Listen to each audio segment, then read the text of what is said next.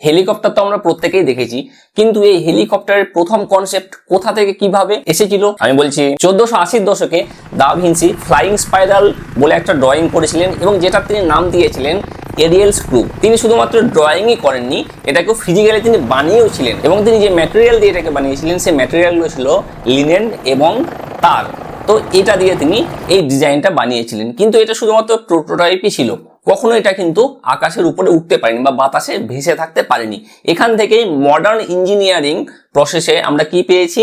হেলিকপ্টারের কনসেপ্টটা পেয়েছি, যেখানে ভার্টিক্যাল ফ্লাই, ভার্টিক্যালি আকাশে উঠবে সেরকম ধরনের কনসেপ্ট পাওয়া গেছে এবং এখান থেকেই কিন্তু এখনকার দিনের হেলিকপ্টারটা তৈরি হয়েছে। একই রকম প্রিন্সিপালে কিন্তু হেলিকপ্টার চলে, ফ্লাইং ভার্টিক্যালি উপরের দিকে উঠবে। তো আমরা বলতে পারি যে তখনকার দিনেও কিন্তু দা ভিঞ্চির কি ছিল? এরোস্পেস ভিশনারি যেটা, সেটা কিন্তু মারাত্মক রূপে অ্যাক্টিভ ছিল। তিনি ভেবেছিলেন যে এরকম কিছু করা পসিবল। তো এটা শুনে এবার তোমরা বলবে যে স্যার এটা আবার এমন কি? আমরা তো ছোটবেলায় পেপারের প্লেন অনেক উড়িয়েছি। ভাই, পেপারের প্লেন আর হেলিকপ্টার কিন্তু একই নয়। বাস্তবে ফিরে এসো, ওটা ছোটবেলায় বানিয়েছিলে পেপার প্লেন, ইউজলেস।